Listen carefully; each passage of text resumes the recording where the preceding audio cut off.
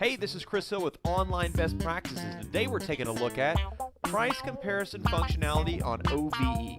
So price comparing gives our sellers the ability to look at like vehicles on OVE.com and make more informed pricing decisions when selling their vehicles. Now, the seller can do this through two ways. One, through adding a vehicle on OVE. When they're adding a vehicle, they can use the functionality to see how they need to price in comparison to vehicles that have sold on OVE or vehicles that are active on OVE. Or when they need to change pricing, they can use the inventory manager and do that the same way. So just to remind you that this is OVE vehicles only. It takes a snapshot of like vehicles for OVE only. So let's go in and let's add a vehicle. So we'll go through step one and create from VIN manually. So we'll put our VIN in, scroll down to continue. Now I'm going to speed through these steps so we can get to step 4, which is the most important step. So we'll put in there. Quickly move through step 3 here. So now we've arrived at step 4. This is the pricing step, and this is where we'll see the new function. So we scroll down to see that we've got trim level, a column for odometer, MMR. You can see it's got the arrow right here. So the default column is sold, and it goes by lowest to highest in that column.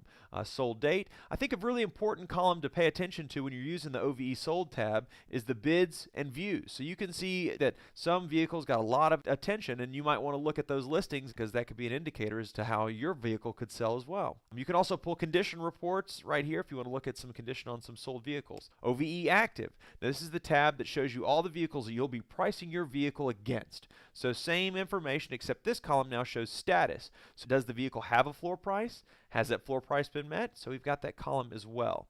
So now we've got more information so we can make an informed pricing decision. We're going to price our vehicle. We'll go 11,000, the same, and then maybe we go 12,000 right there. All right. So now we scroll down to preview. We'll quickly move through step 5. And now we can see our listing's been activated. So this is actually a good segue into going into the inventory manager and using the other method for comparing pricing. And that's when our vehicles are already in our inventory manager, and maybe we're not getting a lot of hits. Maybe we don't have a lot of views, maybe not a lot of bids, and you want to make your pricing a little bit more aggressive, and you want to use this new technology to see how are things being priced out there. So we come down to a vehicle, and we'll just click on the link. Now you can see that an additional window pops up with the sold and the active tabs. Now again, I just want to remind you that this is OVE vehicles only, and it's a snapshot of like vehicles. So again, this is a great way to use OVE sold data and OVE active data to see, are you pricing your car aggressively enough to really get it sold when it needs to sell. So thanks for taking a look at price comparison functionality on OVE. I'm Chris Hill.